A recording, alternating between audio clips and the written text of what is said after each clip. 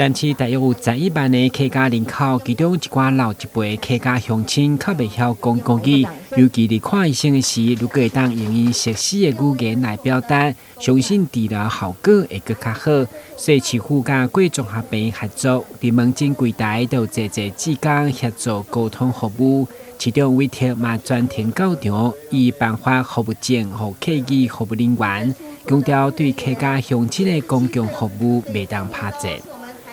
我想很感谢郭中和在去年就已经开设了这个客语服务。那有许多志工其实已经在那边当很久了，只是因为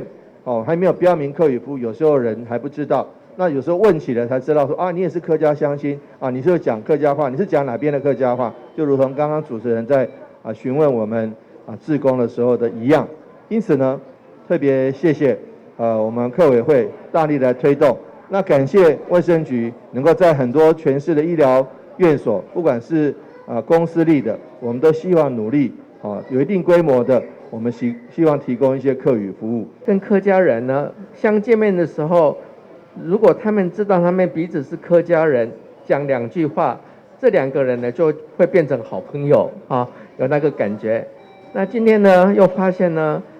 客家的小姐特别漂亮那客家在台湾是一个超级民族，因为我知道客家的乡亲呢头脑特别好，所以在我们的医界啦，或者是政府长官很多都是很优秀的。那这个无障碍环境呢，我们是已经从硬体转到这个语言的软体。这是一个非常好的事情，在此再特别感谢市长还有局长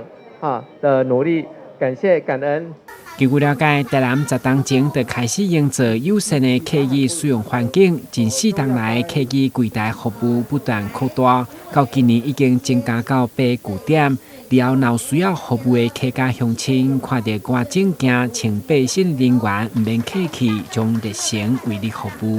台南新闻管及何乔邦采访报道。